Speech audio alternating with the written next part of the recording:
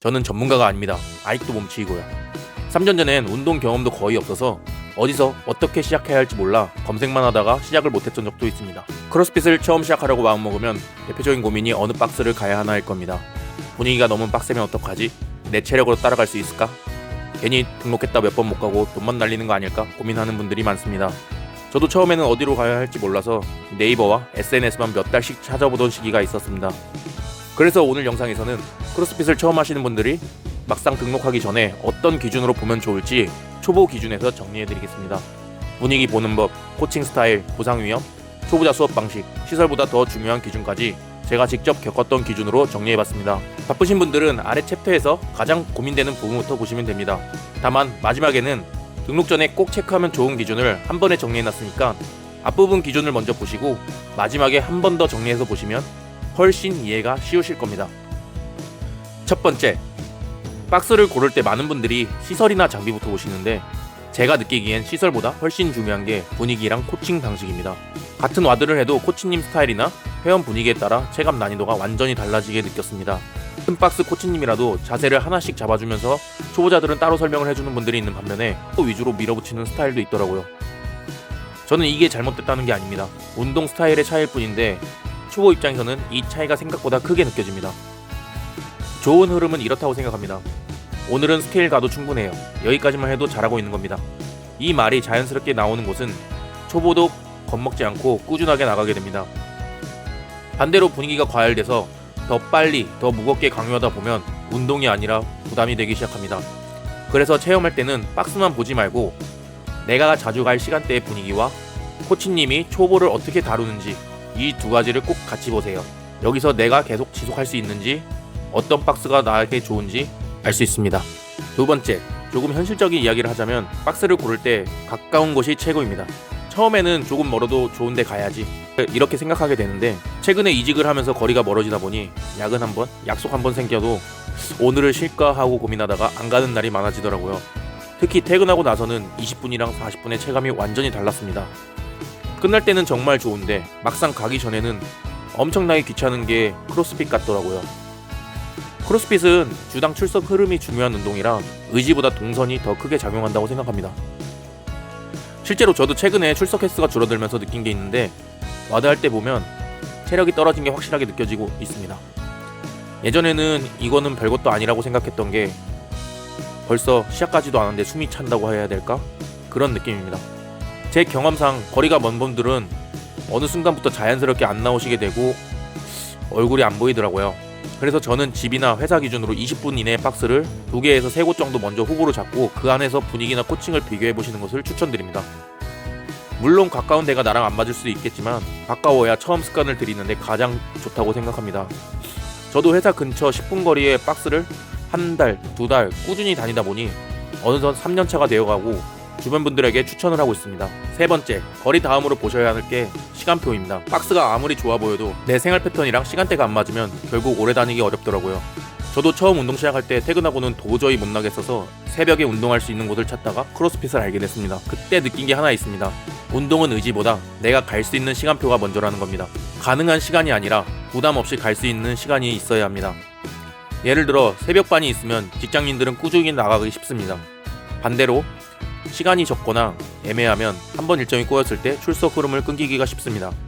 그리고 크로스핏은 수업 시간 외에 자유롭게 운동할 수 있는 오픈짐이 있습니다. 저도 처음에는 나는 수업만 들으면 되지 이렇게 생각했었는데요. 막상 운동을 하다 보니까 어느 순간 연습할 시간이 필요해지게 되었습니다. 스네치든 더블언더든 수업에서 한번 하고 끝내면 늘기가 쉽지 않잖아요. 그래서 수업 후나 쉬는 날 연습하러 오픈짐을 가게 되었습니다. 오픈짐은 고수들만 하는 게 아니라 일정이 꼬여도 운동을 지속하고 부족한 동작을 보완할 수 있는 시간이라고 생각합니다. 그래서 시간표를 볼 때는 내가 자주 갈 수 있는 시간대가 있는지, 수업이 꾸준하게 열리는지, 필요할 때 오픈짐이 가능한지 이 세 가지를 같이 보시는 걸 추천드립니다. 그래서 시간표를 볼 때는 내가 자주 가는 시간대가 있는지, 수업이 꾸준히 열리는지, 필요할 때 오픈짐이 가능한지 이 세 가지를 같이 보시는 것을 추천드립니다. 네 번째, 이제 여기서부터는 진짜 결정에 가까운 얘기를 할 수 있습니다. 내가 다닐 박스는 결국 체험을 해보는 게 가장 확실합니다. 왜냐면 크로스핏은 오늘의 와드를 단체로 같이 하다 보니까 설명으론 절대 보이지 않는 것들이 있습니다. 특히 같은 박스여도 시간대마다 분위기가 정말 다릅니다. 피크타임에는 사람이 많아서 에너지가 확 올라가고 조용한 시간대에는 코칭이 더 디테일하게 들어오기도 합니다. 그래서 가능하면 아무 시간에 체험하지 말고 내가 실제로 다닐 시간대에 한 번, 그리고 가능하면 피크 시간대 한 번은 꼭 보셨으면 좋겠습니다. 체험할 때 제일 중요하게 볼 게 하나 있습니다. 와드가 진행될 때 분위기가 과열되면서 나도 모르게 강요받는 느낌이 생기는 곳이 있거든요. 반대로 제가 다녔던 곳 중에는 초보가 과열되지 않도록 코치님이 손을 딱 잡아주고 초보반을 따로 운영하는 곳도 있었습니다. 물론 이런 얘기하면 체험을 여러 번 하긴 어렵지 않나요? 이렇게 생각하실 수도 있습니다. 그럴 때 저는 이렇게 합니다. 가능하면 1개월 먼저 다녀보기, 아니면 횟수권으로 몇 번만 찍어 먹어보시길 추천드립니다. 크로스핏은 월 20만대 초중반대로 부담스러운 가격일 수 있기 때문에 좀 더 신중하게 고민을 하실 거라 생각합니다. 핵심은 처음부터 크게 결제해서 묶이기보다 탈출 가능한 상태로 몇 번 다녀보면서 시간대도 바꿔보고 분위기도 비교해보는 겁니다. 그리고 마지막으로 하나 더, 여건상 체험이 어렵다면 상담이나 등록을 가셨을 때 와드가 진행되는 모습을 잠깐이라도 보고 오시길 추천드립니다.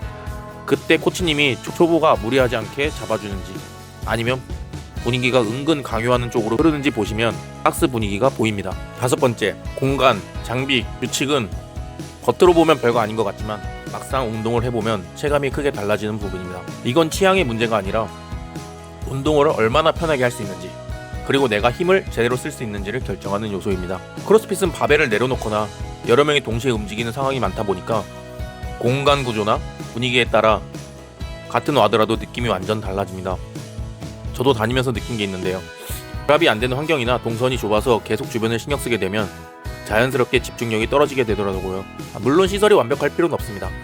근데 최소한의 이 3가지만은 체험할 때 체크해 보시길 추천드립니다. 첫 번째, 드랍이 가능한 분위기인지. 두 번째, 사람이 많을 때도 동선이 안전한지. 세 번째, 수업 중간에 계속 멈추지 않을 정도의 공간인지. 그리고 하나 더, 가능하면 피크타임에 한 번은 꼭 보시길 추천드립니다. 사람이 없을 때랑은 꽉 찼을 때 느낌은 완전 다릅니다. 이건 감성보다 운동이 가능한 환경인가가 중요합니다. 6번째, 크로스핏 박스는 운동만 하는 공간 같지만 막상 다녀보면 작은 커뮤니티처럼 느껴질 때가 많습니다. 그래서 분위기는 좋다 나쁘다의 문제가 아니라 나랑 맞느냐가 더 중요하게 느껴지더라고요. 시설이나 프로그램이 비슷해 보여도 분위기가 나랑 안 맞으면 출석이 자연스럽게 줄어들게 되더라고요. 어떤 곳은 처음 온 사람도 자연스럽게 섞이게 해주는 분위기가 있는 반면에 이미 친한 사람들끼리만 굳어있는 느낌이 드는 곳도 있었습니다.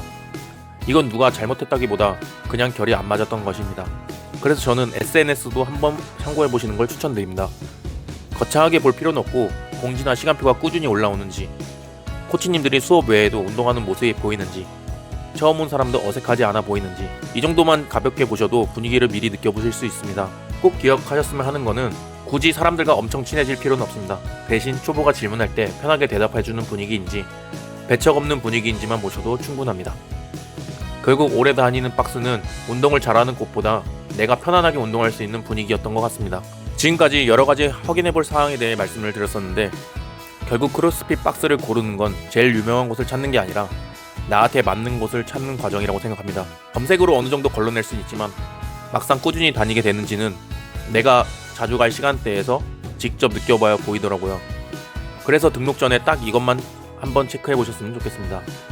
내가 편하게 다닐 수 있는 분위기인지, 집이나 회사 기준으로 동선이 무리가 없는지, 내가 갈 수 있는 시간표가 있는지, 가능하면 체험이나 와드 분위기를 한 번은 보고 오는지, 운동에 집중할 수 있는 공간인지.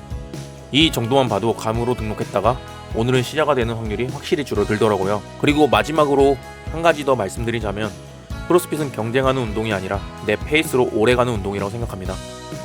처음부터 RXD로 할 필요도 없고 누군가와 비교할 필요도 없습니다. 내 몸에 맞게, 내 생활에 맞게 꾸준히 갈 수 있는 곳을 찾으면 초보도 충분히 재미를 붙일 수 있습니다. 혹시 지금 등록을 고민 중이시라면 너무 오래 고민하기보다는 가볍게 한번 체험부터 해보셔도 좋을 것 같습니다. 시청해주셔서 감사합니다.